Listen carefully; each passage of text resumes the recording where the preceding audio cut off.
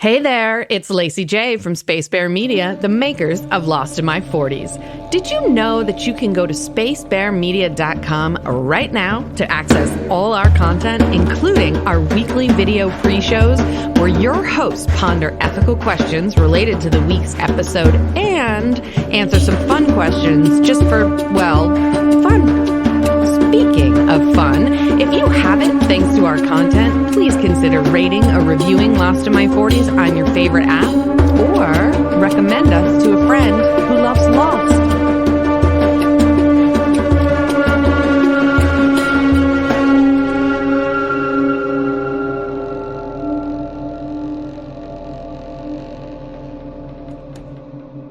Hello, everybody. Welcome back. It's Lost in My 40s, Season 2, Episode 11.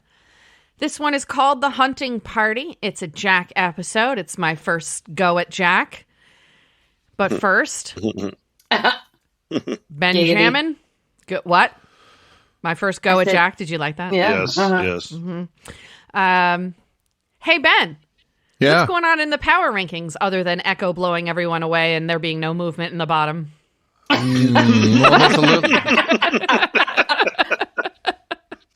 There's a little movement in the bottom. Got Some of that, the characters have been. Got that second Bloody Mary, guys. No, I think Charlie penetrated into the bottom three. But we've got Mr. Echo in first place at 111 points. Kate pulling up second place with 42 points.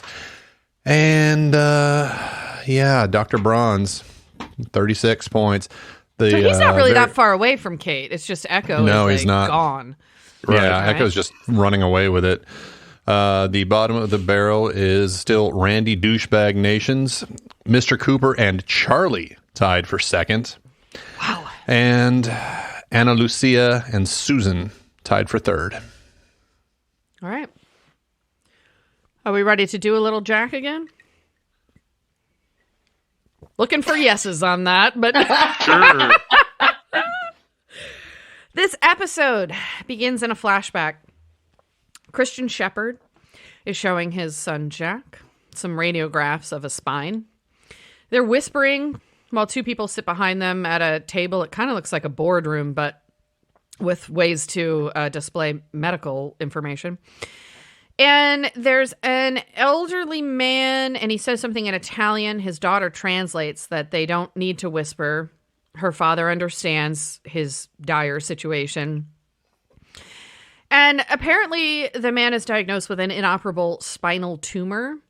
And the shepherds tell him that. And then Christian says, we're not going to do the surgery. What you need is a miracle, not a surgery.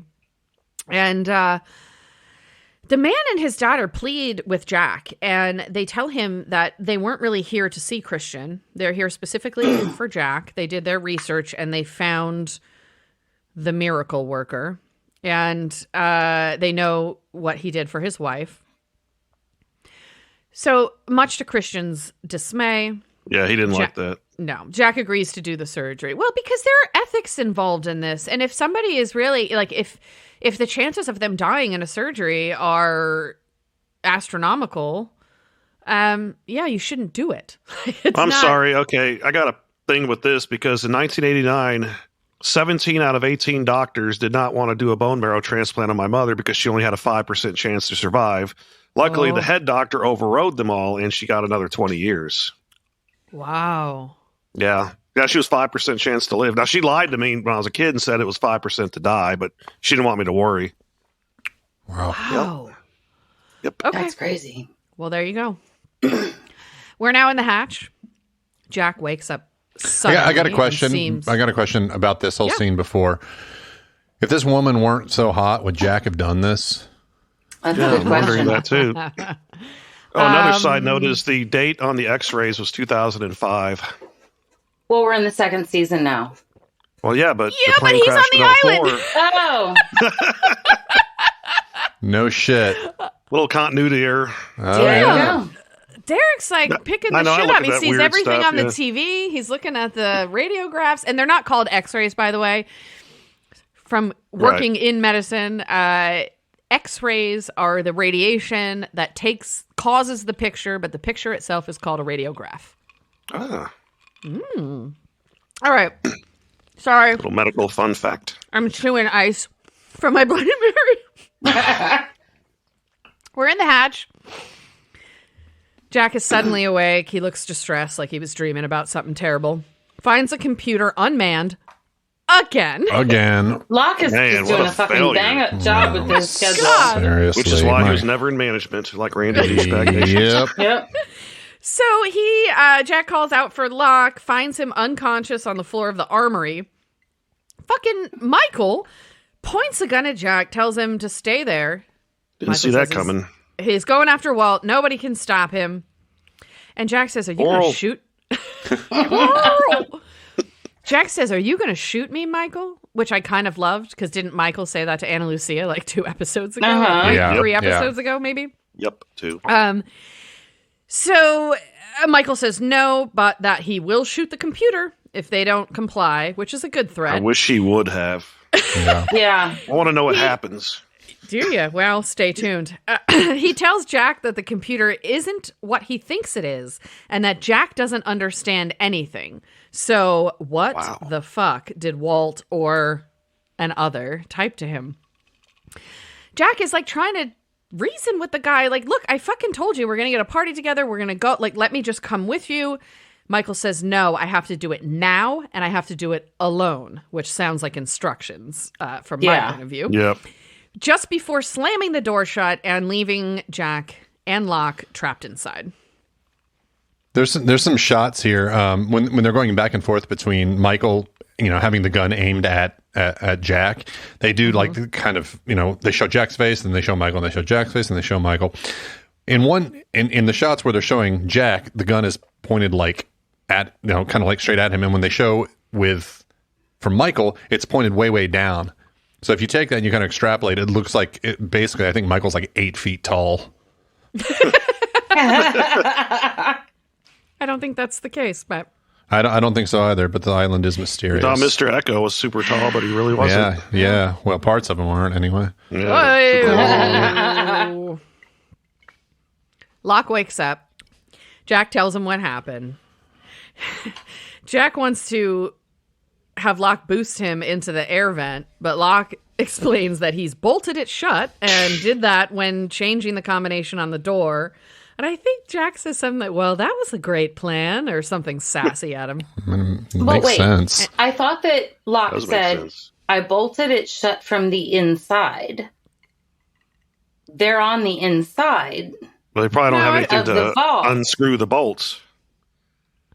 Yeah, I guess you would have to bolt it from the inside because you don't want anybody crawling Breaking in. into it. Then they wouldn't Yeah. have. Right. Yeah, but again, like if you said, you can't just twist a bolt out of metal with your fingers. Yeah, he probably doesn't have the wrench. Yeah. Okay. Key important Okay, I'm good part. with that. I'm good with that. No letters written today. So, Yeah, Ben. Another error in standard operating procedure, care of John Locke. Yeah. so Locke explains to Jack that he let Michael in to get a gun for shooting practice. They realize Smart move. that nobody will be in the hatch to push the button on time if they're locked in. And then Jack says that he just hopes that Sawyer shows up to get his bandage changed. Here's one thing I'm wondering. These fucking people on this island, how many head injuries are they going to give each other? Right. They just keep knocking seriously. each other unconscious. Like you can't, your brain can't take that. Like you guys have got to find another way to communicate other than beating each other on the head. Like Jesus Christ. Yeah. Anyways, so now it's the morning on day 51 now. Sawyer's asleep on the beach and Kate walks up and tosses a banana on his chest and he says, Hint, hint. there are nicer ways to wake a fella up, Freckles. There are And worse he's right ways about too, that. asshole. So she tells him it's time for a bandage change. He needs to go to the hatch, helps him up, and he kind of How puts his convenient. face incredibly close to hers to say thank you. Props on the impression, by the way. You're getting it. It's getting better and I better. know. I kind of, Yeah. I got that Southern accent. I don't know what that is. Yeah. I try to do French and I sound Russian. I try to do Korean and I just sound like offensive. But Southern, I got. All right. Oui, we shall I'm eat borscht. Inga. I'm Inga. I'm from Sweden. Yeah, Remember that Russian restaurant we went to in D.C.? Oh, it was so bad. Oh, Wasn't the that a three of us. weird That was fucking- crazy. It was really weird because we got there and the service was like super, super great for the first 30 minutes. And then it just went downhill. And you remember when, Christy, you ordered like a coffee or something and they brought it to you and you said it's cold. And they're like, well, it's supposed to be cold in Russia. Yeah. Well, I don't want it cold. Yeah. I was like, Siberian coffee. I was like, but we're not in Russia. I want hot coffee. Like, it was ridiculous. American and then pig. he offered to go microwave it. And I was like, no, just, it was bad. Capitalist. Yeah. They have a Russian restaurant here I used to go to, and it's like a restaurant on one end, and the other end it's like a big sauna. It's kind of strange. Weird. That's kinda strange. Yeah. I thought Yeah, it was this like was one in of those DC. kind of saunas, but I don't think it is. No, this It was in actually on DC when Bizarre Ben and I- Foods, that show. Bizarre Foods. It was actually featured on that show. Oh, really? So it's like Yeah. a Russian bathhouse on one side? Yeah. Ooh. Yeah, that's I don't what's wanna eat gross. there. No. Russian food is good. I grew It up is. in a Lithuanian family, and you know the food is similar. It's all like meat and potatoes and sour cream and deliciousness. So Back to the island. back to the island. Kate and Sawyer get to the hatch. So Kate hears Jack and Locke screaming from the armory. They run to the door, but then Kate hears the beeping and goes to the computer. Locke screams out the combination so Sawyer can open the door. Kate enters the numbers, and the clock resets to 108 minutes. Sawyer gets the door open. They tell him what happened, say they're going after Michael. Sawyer grabs a gun. Jack tells him no, that he's still on antibiotics. Sawyer does that have- pops is magazine, is that right? Yeah. Yes. Engages the gun and says, That's wrong. Loads. loads the gun? Fine, doesn't Engages matter. the gun. Yeah. The point is, he's got another fucking brilliant line, and he says, it's a good thing I'm traveling with my doctor. Yes, it is. Well, all right, So- all right. All right. All right, so we're in flashback number 2 now. Jack is standing in another dark hospital room, monitoring some equipment. The old guy is in the bed. His daughter walks in. They talk about how she's been spending all her time in the hospital room. And she says she prefers it over her hotel room. Jack apparently has been monitoring. You guys, Monitoring? What? I'm halfway through the second Bloody Mary. So Ermiger, jerk's been monitoring. You're a little super ridiculous. exactly. Super dick. Yeah, I thought Echo was super ridiculous. Yeah. Echo is Yeah. super ridiculous. Woo! So Jack's been Yep.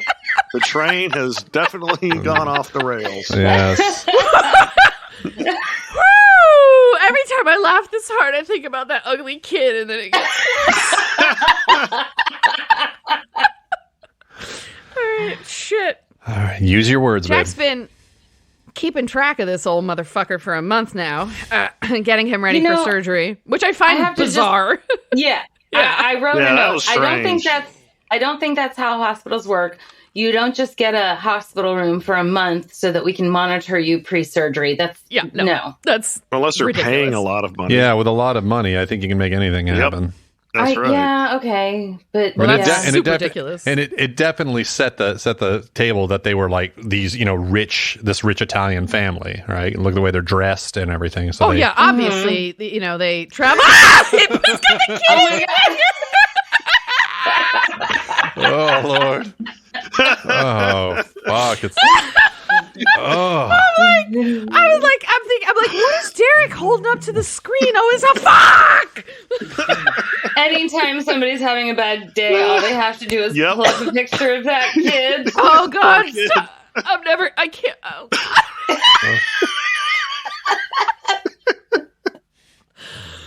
Okay. All right.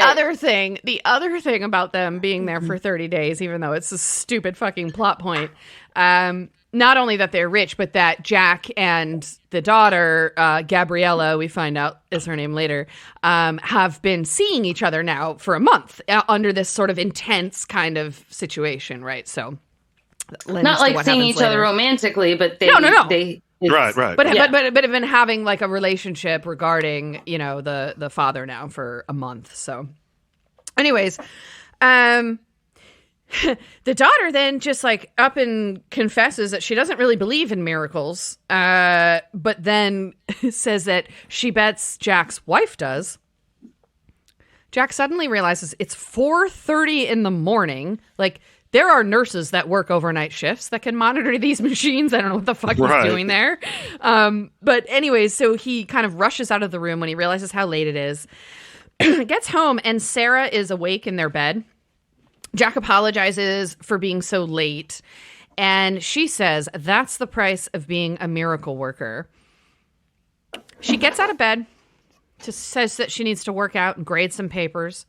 She walks out of the room, but briefly comes back in to tell him that her period was late. She bought a pregnancy test, but that it was negative. Great papers. He didn't look enthused at all either. Like when she said I took a pregnancy test, he was like, oh shit. That's what I thought. He didn't actually say that, but yeah. No, but I mean, their marriage is kind of falling apart. That's not exactly the best time to have a baby. Yeah. So yeah, anyways, he tries to talk to her about it, asks her, do you want to talk about it or anything? And she says, what's to talk about? See you later, Jack. Bitch. And leaves. Yeah. I don't understand the hate on her here. Well, I don't know. Ask Derek. He's the one that just called her a bitch. Yeah. He saved her life and all that. And she's probably pissed off that he's always gone, but that's his job. That's what she knew he was a doctor when she married him. Oh, yeah. That's a good point. Okay. Yeah. She knew he was a singularly focused doctor who wouldn't fucking quit on a patient. Who wouldn't give up. And right. I don't think that means she owes him a whole lot. Like, I don't see it that way. If he's not an attentive spouse or whatever, that's its own issue. Right. That's what I almost said to Derek when the first thing he said. I was like, well, just because he fixed her doesn't mean he owes her whatever.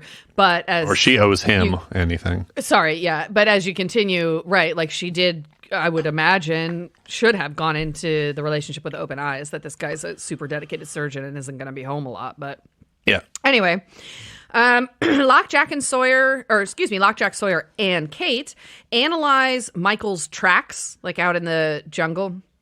And Locke thinks he's found a trail. Kate wants a gun, but Jack tells her to stay there and push the button. It's mine. It's my button.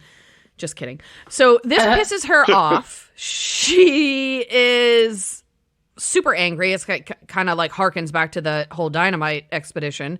But Jack is super firm. Giggity. Thank you. I was waiting for that. And just says, no, like, you're absolutely staying there. So the three men leave. Sawyer and Kate kind of share a look. Yeah. Who the fuck are you to tell Kate that she can't come along? I know. That's kind of the thing with him. He likes to be the arbiter of who can do what. Yeah. He does like that. He likes to be the boss, but he feels like he wants to sort of protect Kate, I guess, but like she's capable. Well, it's insulting. It's insulting, and probably Christy and I are more pissed about this because we've had men do this to us our entire fucking lives. So. Let me explain something to you, Lacy and Christy. Are you mansplaining? Are you mansplaining? That's right.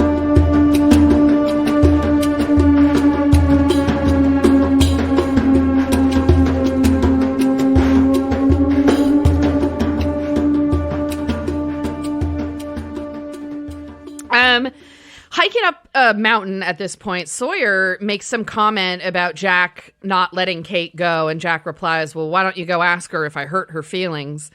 Sawyer tries to clap back at him, but Jack interrupts and says, yeah, I know, you love her. And Sawyer's like, what the fuck? But just at that moment, Locke stops everyone because he's got to talk about the direction that they're traveling in. And from asking Sawyer some questions about his trip from the Backenders to the Originals camps, Locke figures out that Michael is actually headed north, and so he's not going back to the Backenders beach.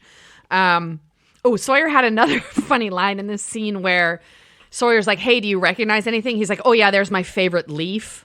Yeah. Yeah. Anyway, so we're back on the beach. Kate is very animatedly telling Hurley something we can't quite hear. Jin notices them and tells Sun that he thinks something is wrong. Kate leaves, and Sun asks if she's okay, asks Hurley if she's okay. And Hurley tells them that Michael stole some guns and went commando and that he's gone. Hurley says he needs to go to the hatch, and he leaves. Jin immediately starts packing a bag because he needs to go help his dear friend Michael. Sun gets really pissed at this, and she, kind of starts scolding him, and he says, Michael is my friend, and she replies, I am your wife. And Jin puts down the bag. Man, hasn't the worm turned here? No shit. Think about it, big reverse. Before this, big reverse. They hated one another, and Jin was all competitive because he thought Michael was kind of moving in on his woman or whatever. Then they become friends. Now she's putting him in an awkward position because he wants to go help his friend. They've almost sort of flipped roles in this case. Yep. I love Jin is finally you're putting Michael before his me. Wife, though. Hold on, you both said Ben. What did you say? In each case, somebody's putting Michael before the other. Oh. So it just sort of flips. Yes, exactly. And Christy, you're right. He is finally listening to his wife. Yeah. What? Don't answer him. He's fucking I know. Okay. I got it. Up the mountainsides, Sawyer That was peppy. asks if they can stop for a break. And Locke says that Michael is still heading north. And, that's fine, whatever. Take a break. Locke questions Jack about what he's going to do when they find Michael, which is a good point. And Jack says, I'll bring him back. And Locke is like, okay, but this is the second time that Michael's done this and just run off on his own. You can't really stop him, right? And I think he says, no. Who are we? This is a great line. Who are we to tell anyone what they can or can't do? Locke says to Jack, which I feel like the four of us have been saying for episodes now. How do you just decide what everybody has to do? This is the wild, or man. who gets to know what information, right? There's Jack keeps making, and I understand that the people put Jack in charge. Yes, but Jack keeps making decisions to keep information away from other people, and he's telling people what to do. It's not a dictatorship. It is though. He thinks nobody else can take care of themselves. He thinks he has to take care of everybody. Oh, yeah. He's a surgeon. Surgeons have God complexes. Yes. Well, I happen to be on Locke's side in this because I just feel like, if Michael wants to run off into the jungle with a gun, why do I have to follow him? Go, fine, go. I don't know. What do you want from me? I'm on his side here. What I would do is I'd kind of split the difference. I'd be like, Michael, you can go. You're not taking a gun with you. We need the guns for defense. If you're going to go put yourself in harm's way, don't take a gun with you. You need to go through and do it with a spear or something else. A spear? Well, yeah. Here, take my hockey stick. Exactly. And you can take as many torches as you want because we have an unlimited supply. Exactly. All right, so we are now into flashback number 3. Jack and the daughter are sitting in his office, and he tells her it's not too late to back out. The tumor is very aggressive, and her father could actually live a normal life for roughly a year. And she asks him if he's giving up. And of course he says no, because that's not what Jack does. And she signs some paperwork, tells him that no matter what happens, at least Jack is giving them a chance. Jack says that he's going to come and check on her before the surgery, which apparently it seems like it's tomorrow, which means she would have had the legal paperwork signed way fucking ahead of then, but that's fine. Yep. No worries. They've only had a month apparently to do all of the paperwork. I know. She needs to sign it the night before the surgery. Yeah, sure. So anyways, he says he's going to come see her before he scrubs in for the surgery. And that's right when Christian barges into the room to ask if he's interrupting. Yes. Then he gives Jack a high five. Yeah. He doesn't know. He scolds him. Yep. So she leaves, and Christian has some paperwork of his own for Jack to sign because he's the chief resident. And Christian then tells Jack to be careful. He thinks that Jack is crossing the line with the daughter, and Jack snaps at him. I guess you would know. Mm-hmm. And Christian, in a nice do what I say, not as I do response, replies to him, "It may be okay for some people's son, but not you." Now, this to me is Christian's, like, this is his admission that his son is a better person than he is. Because he says that later down the road when he's in the bar with Sawyer, and he's like, he's a good man, better than me, something like that. And this is him acknowledging that, but in a way that probably just pisses Jack off because it comes off as a do as I say, not as I do, and it really is. But in actuality, it's a lot of like, don't become me. That's exactly right. Let me be a cautionary tale for you. Right, exactly. Where are we? Back on the mountain. Or actually, we've reached a cliff at this point. Locke, Jack, and Sawyer are climbing up it using a vine. And Sawyer is, of course, being a smartass per usual when Locke, out of fucking nowhere, says, "Why did you pick the name Sawyer?" And Sawyer's like, what? And Locke is kind of questioning him about it. I think Sawyer says something, "How do you know I chose it?" Yeah. Something like that. And then there's gunshots ring out. Everybody ducks. There are a few more gunshots. Jack yells out for Michael and just takes off running. Locke and Sawyer follow.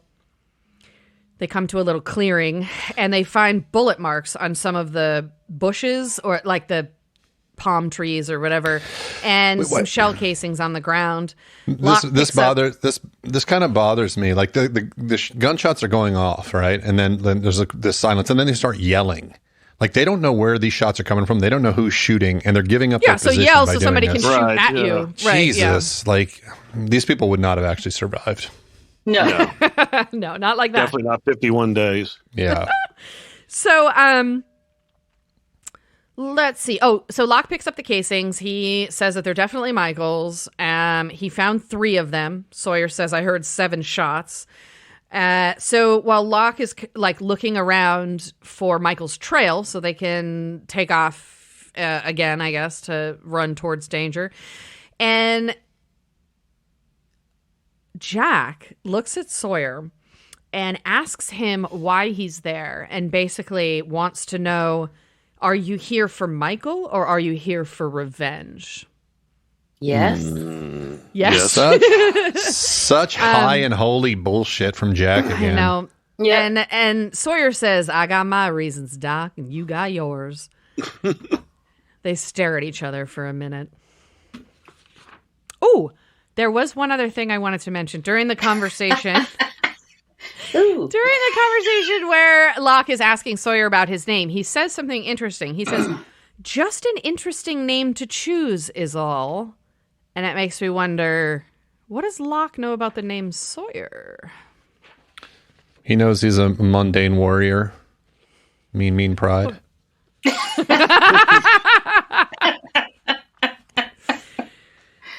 Flashback number 4. Jack is punching lockers in a hospital locker room. He is very upset. Christian comes in and tries to talk to him, and Jack is just yelling, "I had it, I had it." His father insists that the patient was very sick, but Jack does not want to hear it. The man was on the table for 7.5 hours, apparently, before he died. And Jack then says, like, he needs to tell the daughter. And Christian lets him know that it's already been done, which kind of pisses Jack off. But Christian says, "Lest you forget, I am still the chief of surgery." Mm-hmm. Jack wants to know where the daughter is, and Christian tells him that she's gone home. So can you imagine what it would be like to be a surgeon and lose a patient on the table? It's terrible. Yeah. Oh yeah. See, if I went to pre-med in college, I just never went through with it, I'd be like Jack. I'd want to save everybody. Mm-hmm. That's just how it'd be. And if I lost someone, I'd be like, fuck, what did I do wrong? I'd probably blame myself, even if it's not true. I mean, I get pissed at myself when I cook a burger too long, so like, I can't even imagine. Oh, yeah. And then you have to tell their family members that they died. Yeah. I had sort of a similar situation happen to me to a much lesser degree, and I wasn't the doctor, but when I was working as a licensed veterinary technician in surgery, for those of you who don't know, the LVT is the one that runs the anesthesia. And so I was running anesthesia on a case, and we were taking a spleen out that had ruptured. But when we got in there, the doctor found cancer just like all through all kinds of organs. So I had to call the owners and tell them. And so they decided to euthanize on the table. And since it was my case and my anesthesia, I had to do the euthanasia. Oh, that's upsetting. Yeah. So you just crank it up and that does it, or like the anesthesia? No. You get anesthesia drugs and I just push them through the line. You get euthanasia drugs and I push them through the anesthesia line, and then they go. So even like just that experience was fucking traumatic.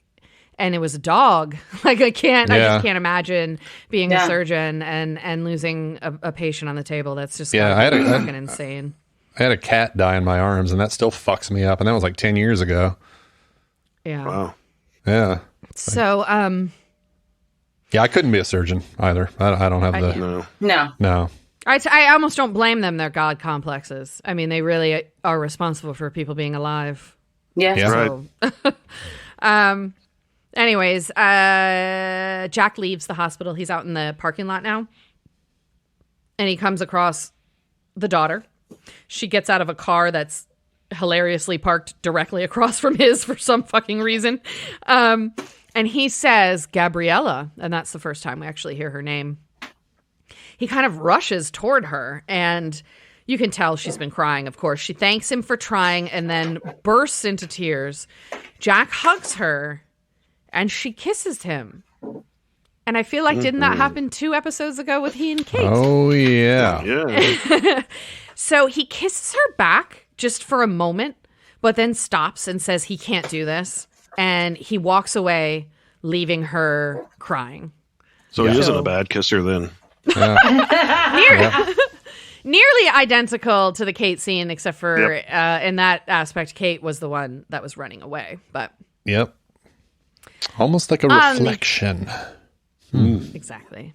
So on the island now, it is dark. Jack lights some torches, which they stop to pick up at the torch farm. Okay. You need to rant? Go ahead. I need to rant, and I think Christy called this out on the last episode.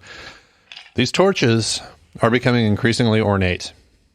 These look like torches. These look like torches that you would see in Rivendell. Absolutely. Like I wrote, super easy to make torches. Yeah, because they had vines like kind of wrapped around all the way to the top, but it was in like a crisscross, like braided sort of design and whatnot. Yeah. I the extras have a lot of time on the island. That's what it is. The extras are all they keep them down in the pit of despair. They're making torches. And then they leave them strategically around the island so that if they need one, there's a torch farm, torch farm section here on this side of this tree. Yeah, the torch farm is next to the wing farm. I think Charlie just smuggled out a bunch of elf torches from Weta Workshop before he came and did this show. Don't make me laugh about hobbits when I'm smoking pot. Man, you get some rough stuff if you're coughing. Jesus H. Christ. It's the cough-laugh combo. All right, guys. Sorry. So, anywho. Okay. Locke has lost Michael's trail, and Locke says he's lost Michael's trail. Jack accuses him of lying because he says he doesn't actually want to find Michael. This pisses Locke off, who says, "You're not going to get him to come back, and you know it." Jack says if they go back, they'll never see Michael again, and that is going to be on them. just No, then. it's on Michael. It's on Michael. Fucking left. Yeah, Yeah. of course. But Jack takes responsibility for everything because he doesn't know how not to control every situation. So a familiar and scary voice rings out from the jungle. You're exactly right, Jack. They What? point the... That's what he sounds like. I know, but I'm just saying, what? Yeah, what? Like, what the fuck? Yeah, What when are I you was doing watching there? it. Yeah. So they point the guns toward this shadowy figure who continues speaking. But if I were you, I'd listen to Mr. Locke. It's still dark, but we can see that the man speaking is the same bearded man from the boat who took Walt. What the fuck? What the hell? Oh my What God. the fuck? Walt? I mean, what? Carl! So Jack demands to know who he is, and Sawyer says, "It's the son of a bitch who shot me." Sawyer gets aggressive, takes a few steps forward, and a bullet fucking comes out of nowhere and grazes him. Jack asks about Michael, and the bearded man says he'll never find them. And then he asks Locke to build them a fire so they can have a talk. You're gonna fire at somebody and graze them in the dark. Give me a fucking Yeah, that's break. a sniper Yeah, level. what are you, fucking SEAL Team 6 with like light gathering or fucking like night vision goggles? Come Yeah. on. Maybe. Come on, get the fuck out of here. Just wait till you see the torches they have. Oh my God. Right. Yeah. So Hurley and Charlie are in the hatch and they find a Geronimo Jackson record. Charlie, who says he's like, clearly all plugged into the music scene, has never heard of them, finds that surprising. And they decide against listening to it, put a different record on. Hurley starts talking about Libby and how he thinks he has a chance with her. Go, Mayor. Mayor of Islandtown's trying to get some unbridled titties. And so Charlie wonders if Claire misses him at all. And Hurley says, dude, it's been a Only been one day. day. He should just walk back to her with peanut butter on his cock. Yeah, there you go. My God. We were all thinking it. Picturing it. I don't think The she likes Hobbit with peanut peanut butter butter that on his much. cock. Yes, Yeah. that's why I was laughing. Yeah, correct. So Saeed walks in and complains that the music playing is depressing, and so Hurley offers to put on Geronimo Jackson. Saeed wants to know where Jack and Locke are, so Hurley tells him Michael took off and they went after Hey, him. Ben, have you ever heard of that band or Geronimo Jackson? Yeah. Hey, guess No. Are they what? real? Somebody's got Fun fun fact. facts about Fun facts. Geronimo Jackson. Okay, fun fact. I imagine in this scene, because we haven't seen Saeed a whole lot these last couple episodes. When he walks in, when they're like, "Hey, what's going on?" I've kind of imagined him What? just saying, "I'm just here to pick up my paycheck." That's what it sounds like, yeah. That's what it looks like.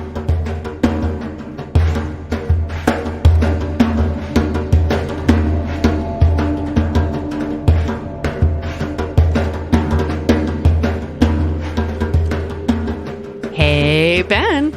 Yeah, babe. Got any special occasions coming up that you need a card for? Is this a trick question? No, it's an advertisement. Is this about barbcards.com again? Bingo. So I suppose you're going to remind me that each handmade card is only $1.50. Mm-hmm. And they don't come with busy backgrounds or flowery poetry. You got it. Barbcards.com offers to-the-point communication within several different categories, including our favorite, potty mouth. And if you can't find what you want, barbcards.com can do customizations. Can I still get all of my cards for no more than $4 shipping, no matter the size of the order? You know it. Barbcards.com has got all you need. Hey, Ben. Oh my God, what are we selling now? Merch. Our merch? Yes, sir. Shirts, coffee mugs, wine tumblers, bottle openers, stickers, magnets, and more. Your choice of product and your choice of Space Bear Media graphic from any of our podcasts. Please tell me we're not making merch now, too. Of course not. We'll stick to podcasts, and Pixis products will do the rest. Thank God. I bet you have more to say, though. Sure do. Pixis Products is a small business run by a local mom, well, local to us anyway, who needed something else to do besides being a snack bitch. A what? A snack bitch, also known as a mom with a young child. There's still more, isn't there? Yepers! Pixis Products works with other small businesses for supplies, art, and other collaborations at every opportunity, including ours. In fact, Pixis Products even gave Space Bear Media our own storefront on their site. You can find us at shopspacebear.com. Say what? You heard me. Go to shopspacebear.com and buy something.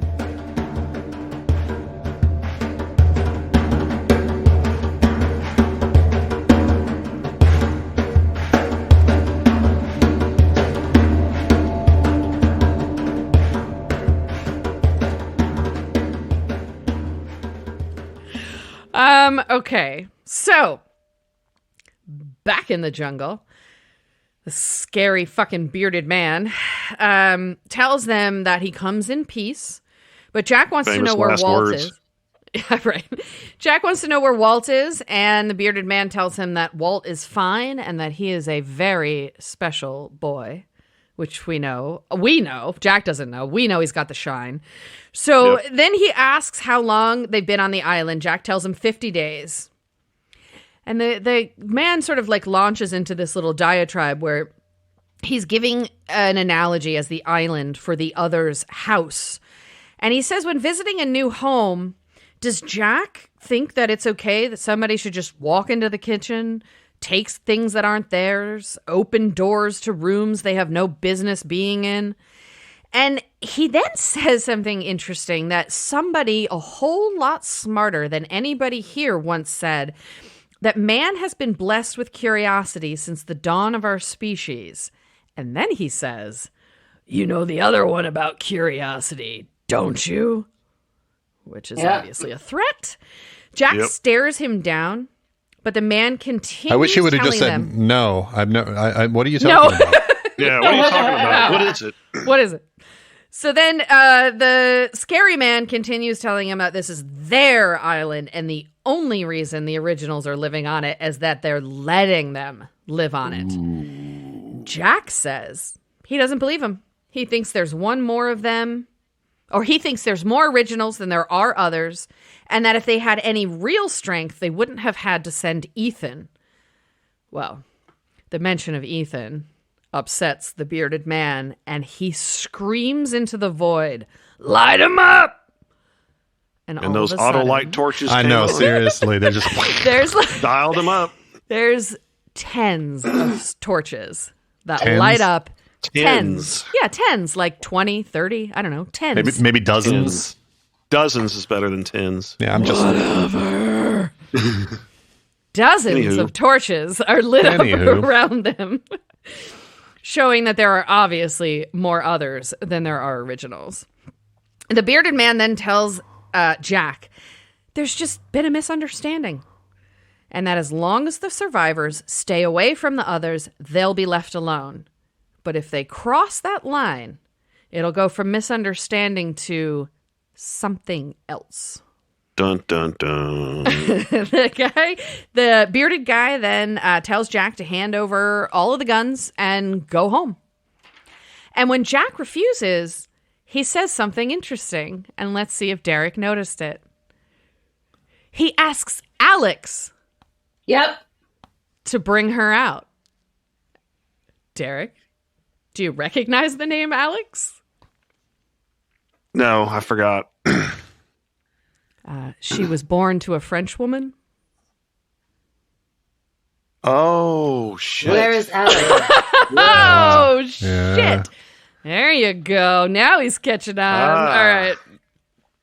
So out Alex brings Kate tied up in ropes and a gag, exactly how I like her. Nice. And the bearded man asks Jack if he'd rather give up the guns and go home or watch him murder Kate. He's got the gun to her throat, by the way. It's like a Luger he's got. He's holding it to her throat. He cocks it, and Lugers don't cock either. Yeah. Like that. So you got to do two hands. You got to pull it back. It's got to slide. He just did it with his thumb. Which, it did kind of look like he was going to like shoot her in the jugular. Yeah. He's going to use the front sight. It would probably work. It would. It's just longer. Slower than in the brain, So obviously, Jack acquiesces. He's not going to let him kill Kate. And all three originals, they drop their weapons onto a shirt or something, some sort of fabric that's on the ground.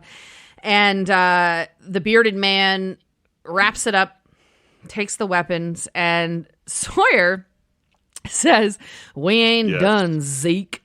And I don't know where he came up with Zeke, but Sawyer is ready to kill this motherfucker. So the bearded man, he walks away into the jungle, and all of the torches go out. And once again, they just turn them off. The others are gone. Fancier torches, the more deeper we get into this. So now it is the morning of day 51. I'm going to call something out here. Now, before we go to day 51, when once all the torches go out, like Jack turns away from Kate in the dark, and like when you see him turning away, he's turning away like Christian told him to about Gabriella. Gabriella. Mm-hmm. Oh, interesting. That's my theory anyway. Catch. Morning of day 51. Sun joins Jin, who's sitting in the sand looking out over the water. And he tells her that he doesn't like being told what to do. And she says, "Being told what to do has been my life for 4 years, and I didn't like it either." I loved that scene so much. Guys, so true. Guys, they're talking, they're communicating, like they're like, this is so great. And Jin puts his arm around her, and they kind of smile at each other, and you can see the tiniest little building blocks of putting a relationship back together. Then they both get mauled by a polar bear. Oh my God. So Locke, Sawyer, Jack, and Kate are heading home down the mountain. Kate is desperately like trying to apologize to Jack. She says, "I was just trying to help."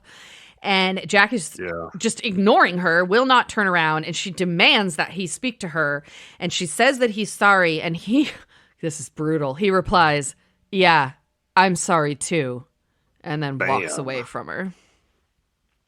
She sounds like honestly desperate in this scene. And I feel for her. But also, why can't she just stay and push the button?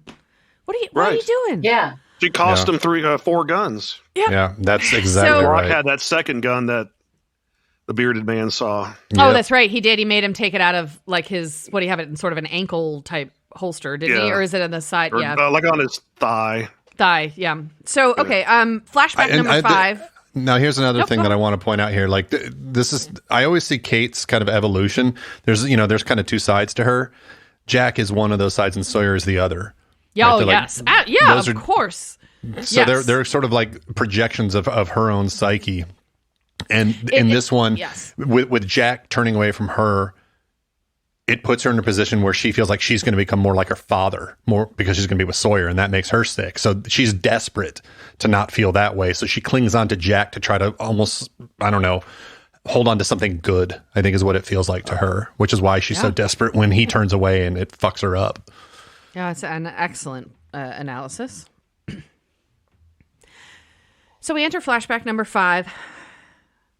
Jack walks into his house and Sarah is clearing plates from the dining room table.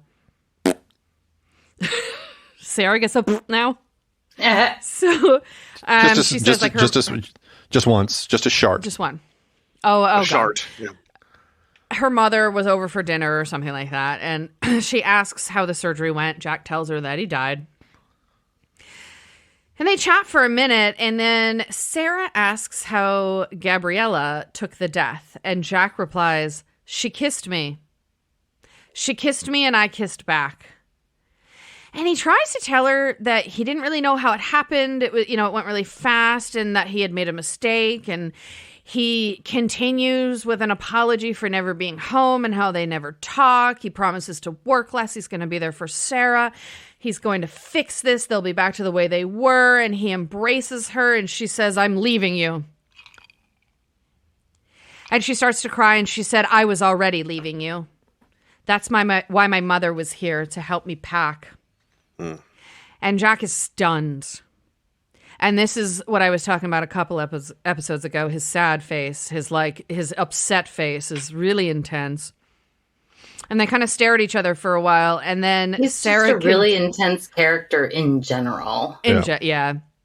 Oh, he was the same way on Party of Five, which I loved before Lost. But so by that I mean Matthew Fox, not Jack. But anyways, Jack is like in this moment of despair and shock and confusion, and then Sarah lets him know she's been having an affair, and it's been going on for a little while.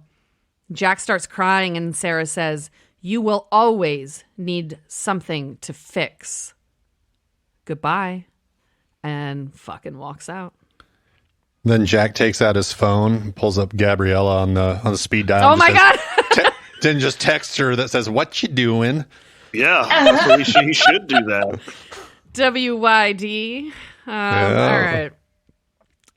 So the adventure foursome return to the beach. Kate, again, is trying to get Jack's attention, this time not really by speaking to him, but kind of giving him the side eye, seeing if he'll look back at her, but he just completely ignores her and walks off. See ya, James, Locke says to Sawyer before walking away.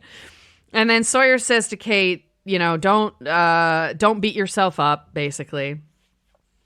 And that if Jack had told Sawyer to stay behind, he would have done the same thing by heading out there, which is considering what you just said, Ben, about the sort of like dichotomy between the good and the bad boyfriend. The second he says that, she must have been thinking, well, fuck. Yep. So, I'm more like you.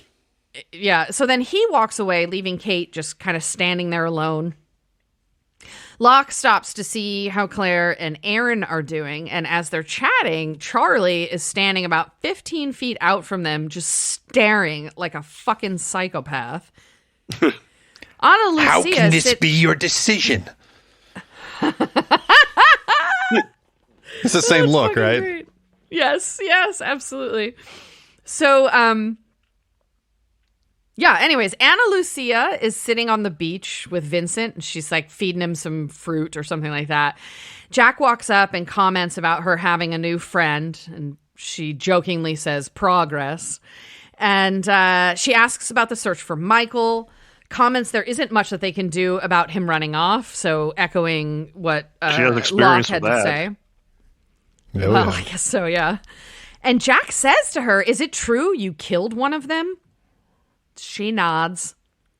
Then Jack says that Saeed told him that Ana Lucia is a cop, and she reiterates the same line she said like 3 times by now, which was, I was. And then Jack looks at her and says, how long do you think it would take to train an army? Hell to which, yeah. To which she replies, I'm a cop, Jack. I'm not the commandant of the fucking Marine Corps. All I'm going to do is teach him how to just wave a gun around wildly. Exactly. She's got shoot at random shit in the jungle. Well, there's that. But you would assume it means she has some training in combat, self-defense, weapons. It's, yes, of course, not the military, but she would know better than anybody else on the island. To train an army because he was Seriously, in the military. He was in the army. He's a better choice, but maybe he's been, he's still too hung up on, in mourning over Shannon. Yeah. He's still useless, even in the aftermath. She deballed him. The one thing you got to give Ana Lucia is she's expended 1 round and gotten 1 kill on the island. So true. Well, in limited ammunition, efficiency matters. So yeah. No, she expended 2 rounds because she did just kind of shoot at a tree when Michael. I don't know. Oh yeah, you're right. She did. Yeah. Yeah, she did find the collision episode. Yeah. Okay. Yeah, she did waste 1 round. 50's not bad. Did anybody else love the last line as much as I did? We're like, oh, fuck. Oh, I did. I loved it. I'm like, we're going to war with the baby. others? Yeah. And the whole reason for Jack is because the others just took away his power. He wants to get it back. Yeah. Yep. Oh, yeah. He's driven like, I'm going to win. In the I am Jack, and I don't lose. Yeah. Hear me roar. Damn right. Yeah.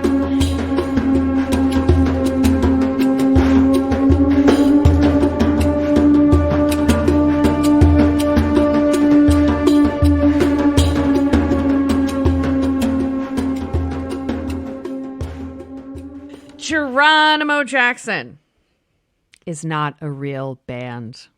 So that is why you have never heard of them, Derek, because you've never watched the show. I will say, however, that producers Damon Lindelof and Carlton Cuse refused to admit that the band was not real in interviews throughout the entire run of the show. They just insisted they're a band not a lot of people have heard of, pressed out one very obscure album in the mid to late 70s. It was only ever admitted by anyone on the staff after the show. Someone in the production finally admitted it. But they did try to pretend like this was a real band through the entire show. And they even gave the band a backstory. And you can find them on YouTube. We'll get to some of their lyrics in a second. Geronimo Jackson. It's not it. Oh my God. That was it. Geronimo Jackson is a 1970s band from San Francisco, California. They are the brainchild of Keith Strutter, a Kentuckian who ran away from home in the 1960s and wound up in San Francisco's Haight-Ashbury district. The band's first gigs were at burlesque shows, working their way up to play clubs like the Avalon and the Fillmore. They never headlined, but put out one album titled Magna Carta, which has been out of print for some time. The band mysteriously disappeared into obscurity in Woodstock, New York in 1971. On March 17th, 2009, a song called Dharma Lady by Geronimo Jackson suddenly appeared on iTunes as a free download single. Dharma Lady lyrics are as follows. Dharma Lady, how you been? Are we lovers or we just friends? I believe, I believe, I will love again. Yeah, your kisses, it feels so right. But you had another man hold up last night. Oh, I believe, yeah, I believe, I will love again.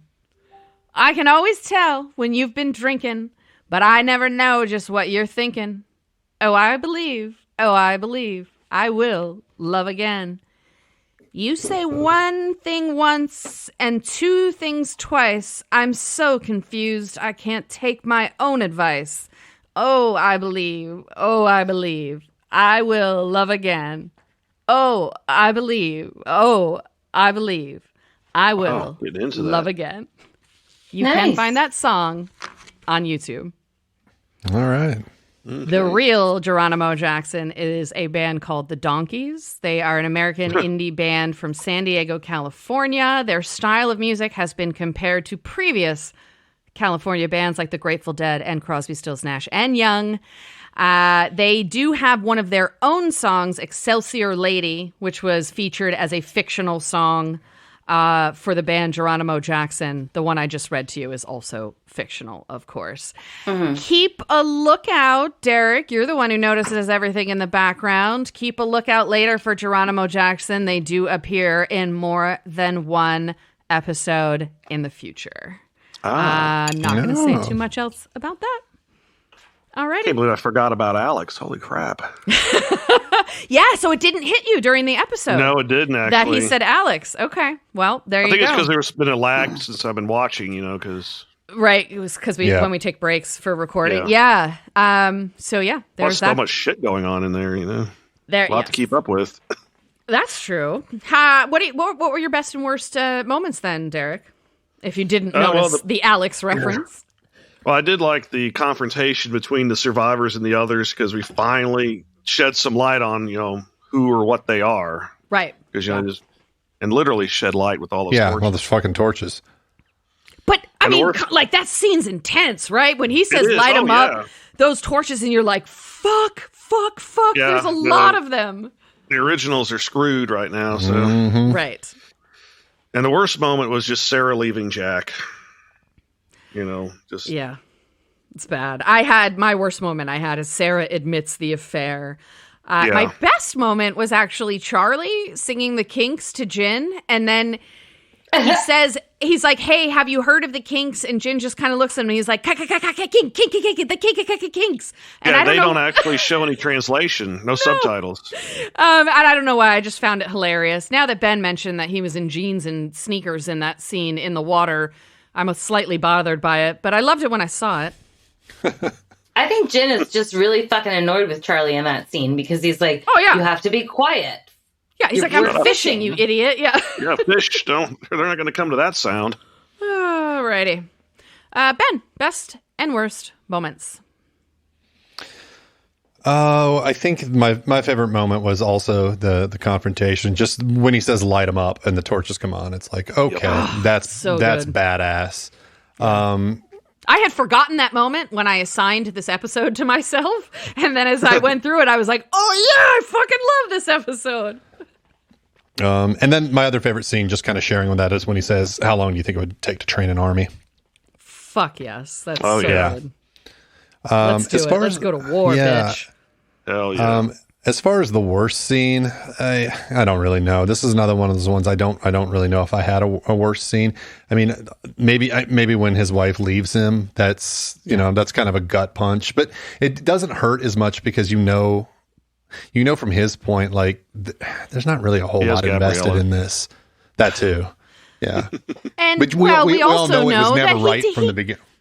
Right, that's the thing. It's like we all know that he questioned even marrying her. He thought he was marrying her for the wrong motivation, and obviously that was true because he let the relationship die. So yeah, he was never really into it in the first place.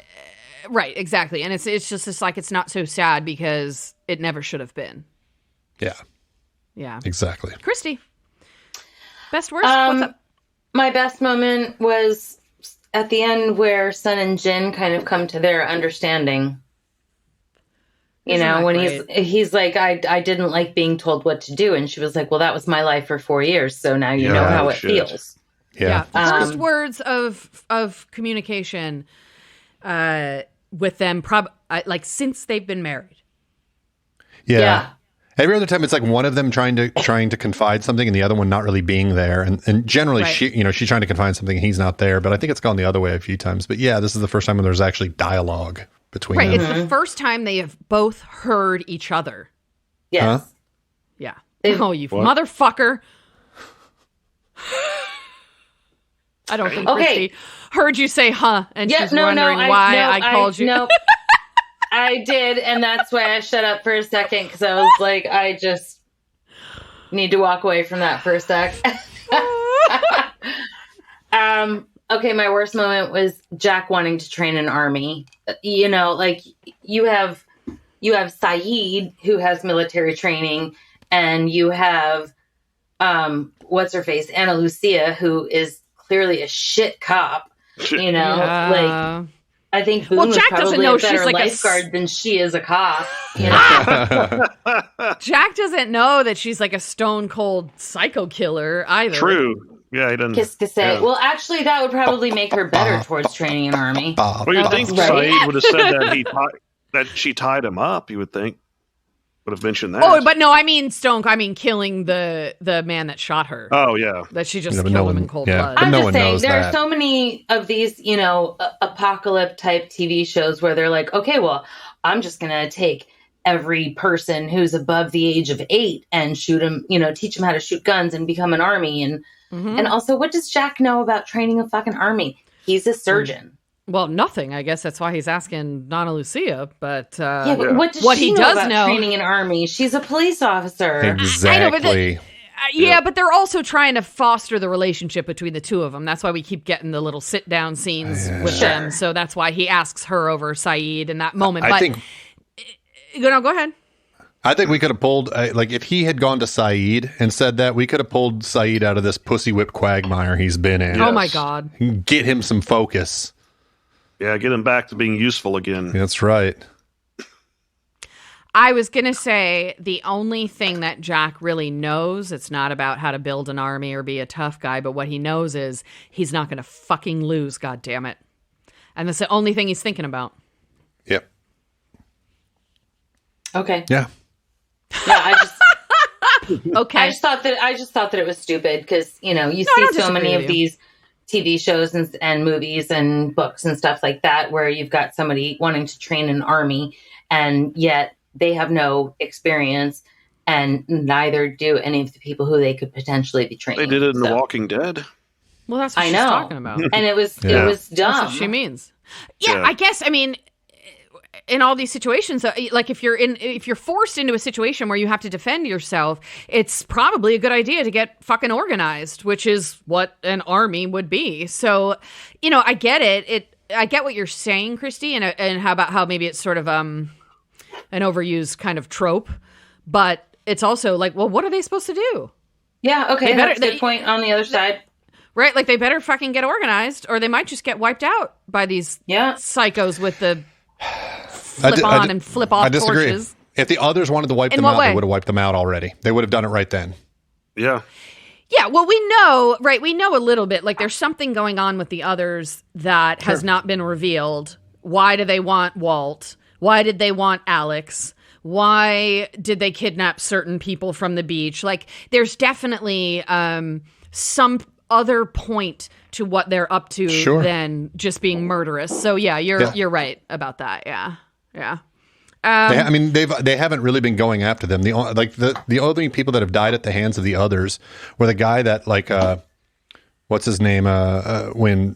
Ethan came to the shore, right? Ethan came to the shore and killed that guy. Like came out of the water or whatever and killed that guy and then disappeared. They found him the next morning with his neck snapped. And then Goodwin killed whatever that other guy was. But do you remember what Goodwin said? Do you remember what he said to Ana Lucia? Maybe they're not attacking. Remember? Yeah. Right. Yeah.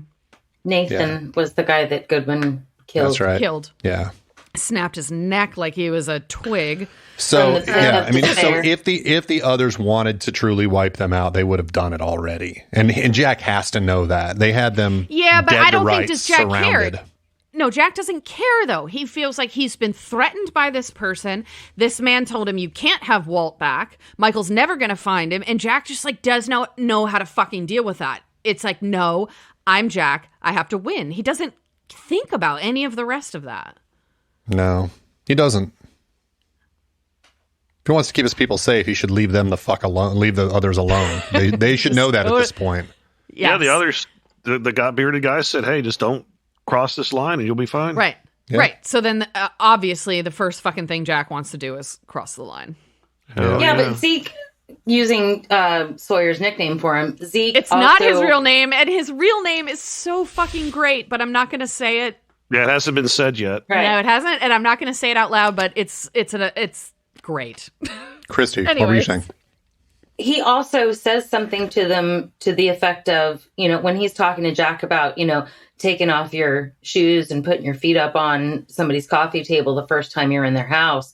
He also mentions the opening of doors that shouldn't be opened. And Locke has a look on his face for a second, like he's a little bit contrite because he broke into the hatch. But he took his shoes off. Jack did not. That's true. He hilarious. Did. But I interpret it just Locke's was a face. funny moment for me when, Locke's face was like, oh, yeah, he's talking about me. Ooh, whoopsie daisy. So it's funny. Okay. So I appreciate that interpretation, but my interpretation of his face there wasn't, oh shit, I opened a door. It was, you mean there are more doors?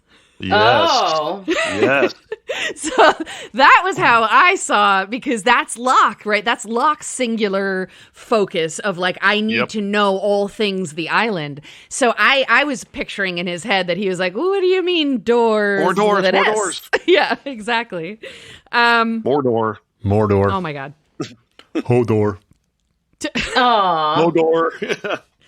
Derek, what were your best and worst characters? And who did you fuck and who did you kill? My best characters were Locke, just trying to talk some sense into Jack, which didn't work. Second was Sawyer. And third, I still have Jack up there as number 3. My worst was Sarah, and then Kate, because she kind of cost him some guns. I think it's probably the first time I put Kate in the bottom. And my third was Michael, just for running off into the jungle again, doing... Next thing you're going to see him screaming at a waterfall, probably. Again. I'm going to fuck Gabriella. Ah. Yeah. And I'm going to kill Sarah. Yeah, that's legit. Ben, Yeah. what did you pick? Locke is my favorite. My second favorite was the others. I actually liked the way they handled everything, because if I were in charge of this island and I saw these people as threats, but as manageable threats, that's how I'd handle it.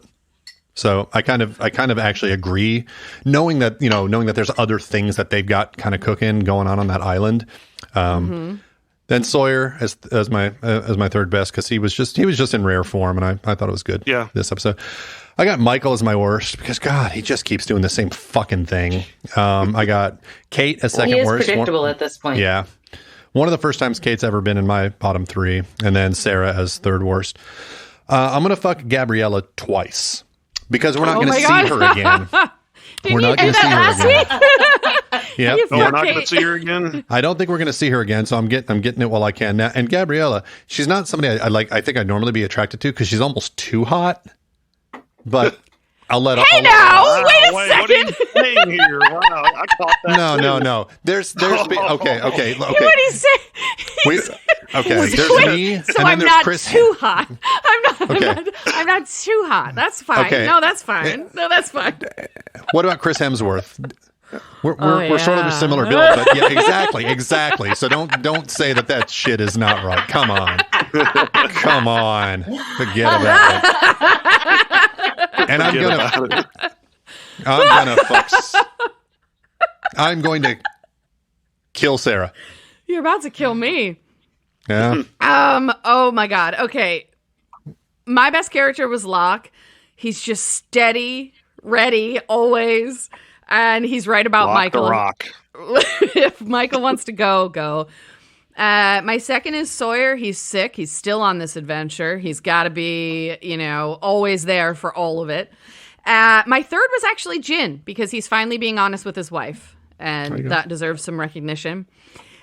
Worst character, Sarah. An affair, really? Just be honest. Why you gotta cheat? If you don't want to be with him, then don't be with him. Just leave. Yeah. What? Fuck, I hate that shit. Yeah. Why are you breaking your back doing it this way? See, Chris, that's why I said bitch at the beginning, because I knew what happened later in the episode. Yeah, so that's what why I was thinking saying too. Yeah.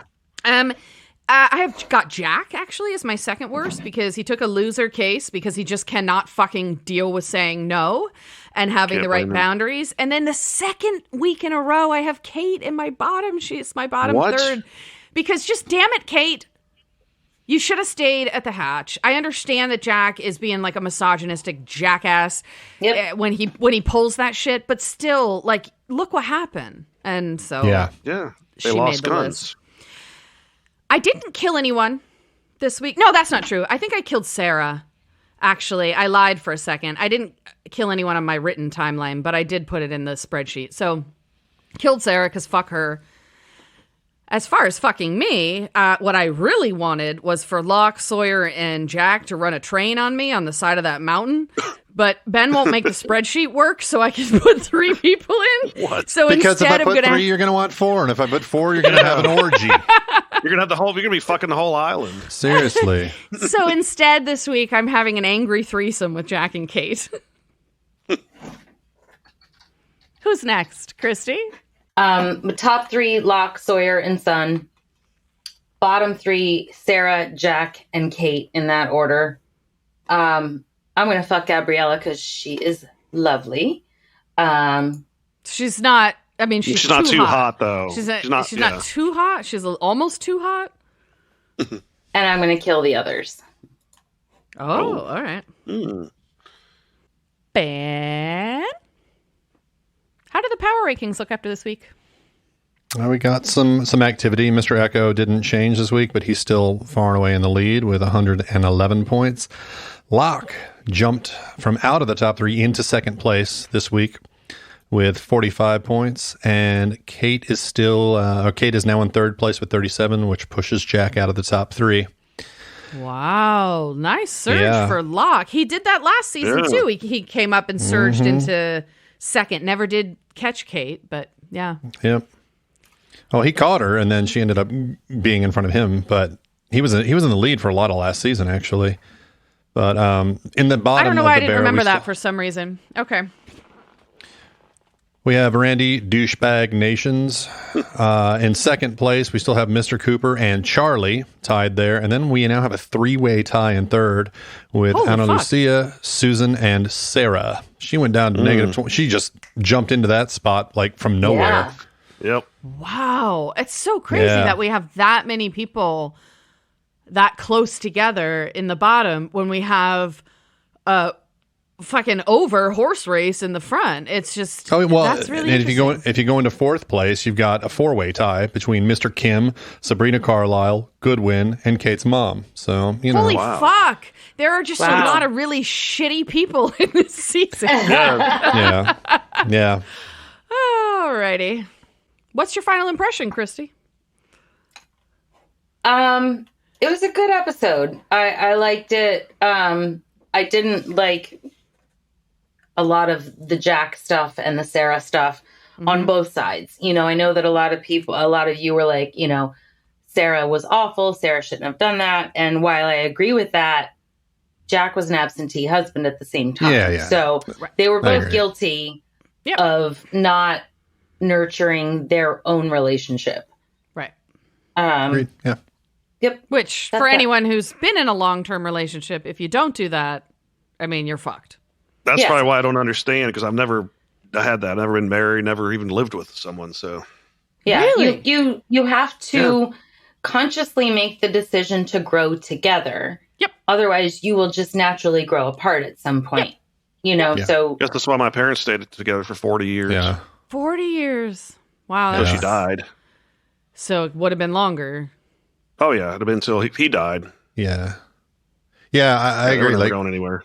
People fall in love, and there's and there's that whole honeymoon period and all that, and then there's a point where you really have to you really do commit, and it's not like love does not sustain you. Love is something that you work at. Well, I used to ask them. I said, "How could you be with the same person for 40 years? Don't you get run out of shit to talk about?" 40. Ben and I have only been together 9 years, and we've run out of shit. We ran out of shit to talk about like 5 years ago. I can't even tell you how often I say something and this is what I get from Ben. I know, babe. I know. Yeah. Ben, what are your final impressions? I liked the episode. It was, again, the way it ended was great. I really like the sort of the two sides of Kate being represented through, kind of being represented through Jack and Sawyer and her kind of war to try to keep those two things sort of in balance and her inability to do that. I dig that. And I also like the thing with Christian where he's basically, admitting to his son that he's a better man and all those types of things. Cause that really is one of the big things with Jack that he's trying to live down. I think he feels nothing but shame about what he did to his father, whereas his father felt gratitude, but he never really knew that until Sawyer mentioned that. But I still think he hasn't been able to live that down. I think so much of the guilt he feels is he kind of steers it into this trying to control everything and trying to fix everything. So a lot of that, and I thought it was a really fun episode. So for me, I fucking loved it. The episodes with the others in the second season are like the episodes with the Hatch for me in the first season. Where all I can think of is more. Give me more. I want to see more. I want to, please. I can recall 17, 18 years ago, wherever we're at now, seeing that for the first time and just being like, holy fuck. Please, more of this. And so that drives me through this episode for sure. I also really took notice of when Locke said, "Who are we to tell anyone what they can or cannot do?" And I thought it was interesting because it came in the middle of the episode and then show up the bearded man and the others who are telling them what to do. And it makes me always kind of wonder, well, like, who the fuck are you too? Because like, okay, maybe you were here first, but we're in the wild, motherfucker. You can't boss me around. I can literally do what I want. And so I loved the way that kind of storyline was was spun, because now we're talking about going to war, and it's just sort of like, holy shit, there's no rules on this island, which is both intoxicating and terrifying at the same time. And so that's how the episode left me feeling. Derek, impressions and questions, please. Yeah, I thought this was a really great episode because of the same reasons you did, because it's, getting more of the others to find out about them. And especially the ending, whenever they were confronted by the bearded man and all of that. And it was a good episode. And I do like Jack's determination to try to save other people, because that's similar to probably how I would be out there. I don't know, just how I am. But my biggest questions were, who is this bearded man? Why are the others there? And how long have they been on the island? How long have they been on the island? You get little hints of that, right? Because of the way the hatch is decorated. Oh, yeah. And like the orientation, but was it before that? But are they part of those? Is they part of the Dharma project, or are they like other people that crashed on the island, shipwrecked on the island? Yeah, that's true, right? Because like there's Russo, a couple different factions that are working on the island. There's the hatch with the orientation video, and then there's the people that don't have shoes. Yeah, exactly. Right, like how many parties? And there's the Black Rock. Yeah. And where the Black Rock. go? Yeah, where'd Desmond go? That's another thing. Yeah, he's just vanished. That's right. Where did Desmond go? Where did Desmond come from? I mean, he said he was on the race around the world, but how did he get there? There's the Black Rock, there's the others with no shoes, and then there's the Alvar Hanso and the Dharma Initiative. Yeah, so there's many factions, and how long have they been there? That's excellent questions. Guys, 2 weeks from today, August 3rd, we have got something fucking special. I know we've mentioned it, but I'm going to mention it again. Season 2, Episode 12, Fire and Water. It's a Charlie episode. It's you all, everybody, all day. Derek is going to present the episode, but we are going to have two very, very special guests, Ado and Dave from Ireland, the hosts of Lost the Plot, another Lost podcast you should be listening to. We are going to see you, and we're going to have fun with the Irish lads. Bye. Bye. Bye, y'all. Bye.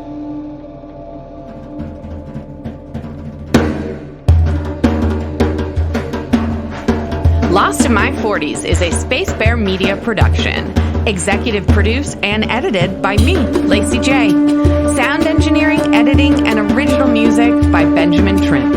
Like and follow Lost in My 40s on Facebook to interact with your hosts. Plus, follow Space Bear Media on YouTube to watch our episode pre-shows. You can also find us at SpaceBear_media on Instagram and Twitter. Or come to our website, spacebearmedia.com.